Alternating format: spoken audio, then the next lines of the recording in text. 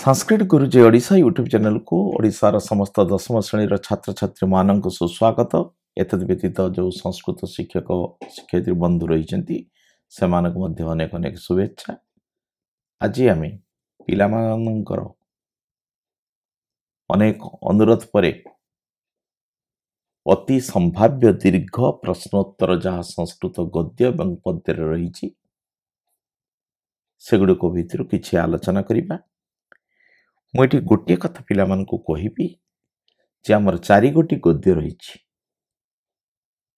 सुशिष्य उपमन्यु रही सिंह श्रृगाल शिशु कथा रही स्वामी विवेकानंद रही भौतिक पर्यावरण रही आउ गोटे रही एकांकिका हूँ शिशु वात्सल्यम। ये जो 5टा विषय रही ये 5टा विषय आमे कौ गद्य गुड़ाक जदि प्रस्तुत हवा निश्चित भाव में कौ प्रश्न प्रस्तुत है गद्य निश्चित भाव में परीक्षा आम पाइबा।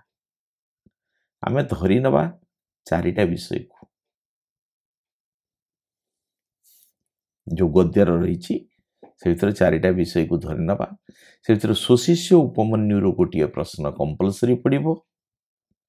आउ गोटे प्रश्न पचार अथवा सिंह श्रृगाल शिशु कथार पड़ो। तेणु आमको एते भीतर को न जाई आमको केवल सुशिष्य उपमन्यु जो रही तार प्रश्न गुड़िक प्रस्तुत हवा से जो प्रश्न गुड़िक जहाँ एतिकी मात्र आमे जदि लेखिबा तेबे निश्चित भाव में कौन हम ना आमर पूरा मार्क आमे परीक्षा पाई परिबा। उपमन्यु कथम गुरुवे सर्वं भक्त्यं निवेदयत् आमर जहाँ चैनल पूर्वर रही सुशिष्य उपमन्यु ताहारी प्रश्न उत्तर गुड़िक आम ये स्थानित करिछु। तेणु ये गोटे उपमन्यु कथं गुरवे सर्वं भक्त्यं निवेदयत् बहुत इंपोर्टेंट प्रश्न तार उत्तर होचे या। तापरे नैतत् न्याज्यम इति गुरोह कथनस्य को अभिप्राय यह न्याय संगत नुहे बोली गुरु को उक्तिर उद्देश्य कौन आम तार उत्तर मध्य या रही को प्रस्तुत हवा। तापरे उपमन्यु कथम दृष्टिहीन सन कूपेय पतत किपरि दृष्टि उपमन्यु किपरि दृष्टि न होई कूरे पड़गले से जो प्रश्न रही आम प्रथम विषय अर्थात सुशिष्य उपमन्यु विषयटी को संपूर्ण भाव में प्रस्तुत हवा एवं ये हूँ कहानी मूलक विषय वस्तु। तेणु उत्तर लिखिबारे किसी असुविधा हब नहीं। 5 गोटी प्रश्न रही तापर रही प्रीतिमान उपाध्याय उपमन्यु किम वदत् प्रीत ही उपाध्याय उपमन्यु को कौन कहले यह मध्य प्रस्तुत हवा। यही 5 गोटी प्रश्न क ख ग घ ङ आम 5टी प्रश्न उत्तर को जदि प्रस्तुत हवा परीक्षा रे सियोर गद्यर गोटे आम पाइबा सियोर। तापरे आउ गोटे विषय नहीं जो विषय हूँ आम स्वामी विवेकानंद सी मध्य कहानी मूलक तार समस्त प्रश्न उत्तर गुड़ाक प्रस्तुत हो। महामानवाः किम कुर्वन्ति आमे सिंह श्रृगाल शिशु कथार बही टॉपिकटा को पढ़ी आमर मल्टीपल चॉइस जो एमआर काम लगे किंतु जो सब्जेक्टिव से आम स्वामी विवेकानंदर संपूर्ण लॉन्ग क्वेश्चन प्रस्तुत हवा। महामानवाः किम कुर्वन्ति तार उत्तर एपटे ये रही। द्वितीय प्रश्न विश्व कल्याणार्थम कीदृश शुभ मुहूर्त प्रतीक्षित ये मध्य आकु प्रस्तुत हवा। विवेकानंद कथम स्मृतिपटले सर्वं निधातुम शक्नोति स्म ताकु मध्य आमे प्रस्तुत हवा। ये पढ़ी न पारे विवेकानंद कथम विश्व प्रसिद्ध अभवत आकु प्रस्तुत हवा। एवं आउ गोटे प्रश्न होची रामकृष्ण मिशन माध्यमेन किम भवति एथिरे मध्य 5टी रही आमे काहींकि बेसी नहीं नाहु ना एई जो दुईटा विषय रही स्वामी विवेकानंद रे मात्र 5टा प्रश्न सुशिष्य उपमन्यु रे मात्र 5टी प्रश्न रही तेणु आमको प्रस्तुत होगा किसी असुविधा रहा आ मु भावुची निश्चित भाव आमे एठू पाइजिबा दीटा लंग क्वेश्चन 5 10 नंबर आमे पाइजिबा ताले गद्यरु दुईटा प्रश्न पड़िबो 5 10 नंबर पद्यरु दुईटी प्रश्न रहिबो 5 10 नंबर पद्यरु आमे कोगुड़िक प्रस्तुत बा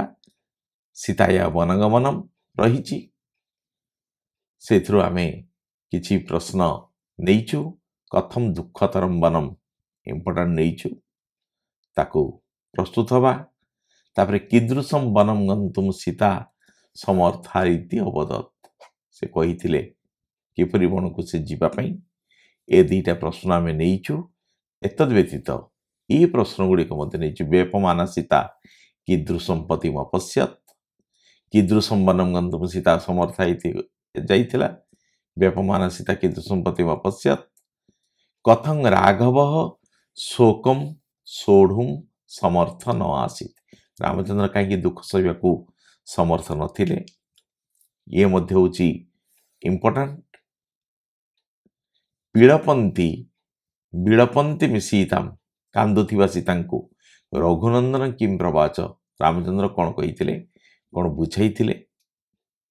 सी गोटे एवं कस्य विप्रियं न कर्तव्यम इति रामेण उक्तम कहार अप्रिय होगा परि कार्य करने उचित नुहे बोली रामचंद्र कही एतिकी नहींचु आमे सीताया वनगमन रु 1 2 3 4 5टी 6टी प्रश्न नहींचु ए भितर आमे प्रस्तुत हो 6टा जाक ता भितर गोटे सियर आमको पड़ो तापर रही युधिष्ठिर यक्ष संवाद ए युधिष्ठिर यक्ष संवाद ये सीताया वनगमन रु 2टा पड़ो प्रश्न सीताया वनगमन रु 2टी प्रश्न पड़ो ता भितर हमको गोटे उत्तर दवाई पड़ो हेले आमे 5 मार्क पाइबा बर्तमान आसला युधिष्ठिर यक्ष संवाद एठू मध्य 2टी प्रश्न पड़ो गोटे करने पड़ो और रही तेणु आमे युधिष्ठिर यक्ष संवाद जो शेष 4 गोटी प्रश्न थिला को मदते किमाश्चर्यम क पंथा काच वार्तिका से 4टी प्रश्न को आमे प्रस्तुत हवा तेबे निश्चित भाव में आमे परीक्षा रे गोटे पाइजिबा एवं से को उत्तर लिखा मध्य सहज संसार किम आश्चर्यकरम संसार सबुठार आश्चर्यकर घटना कौन तार उत्तर यही भाया रही आमे जदि सीधा पढ़ेबा प्लेलिस्ट को युधिष्ठिर यक्ष संवाद मध्य आमे ताकू देखिपर युधिष्ठिरस्य मतेन वार्ता का वार्ता बा काच वार्तिका जो रही ताकू प्रस्तुत हवा तापरे संसारे को मदते संसार रे किए सुखी अटे बा किए प्रकृत सुखी अटे सी मध्य रही एवं आ गोटे शेष प्रश्न होची कस्मात् कारणात् महाजन जेन गतः स पंथा भवति किंबा क पंथा देथिबो ये 4 गोटी प्रश्न को जदि आमे प्रस्तुत हवा ए भितर गोटे प्रश्नोत्तर निश्चित भाव में आमे पाइजिबा तेणु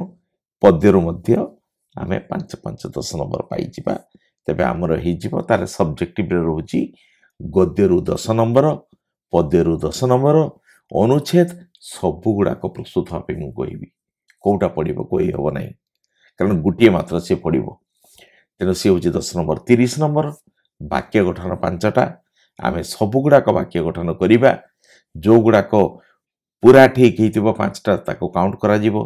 सेपरि अनुवाद होची मध्य 8टा देथिबो सबु 5टा अनुवाद करिया पे पड़िबो किंतु आमे 8टा जाक अनुवाद करिबा हेले आमे पूर्ण संख्या पाइले फुल मार्क आमे पाइजिबा पाइगले कोन हबो आमर 100% नंबर रहिबो मु भाबुची निश्चित भाव में इनफॉरमेशन टी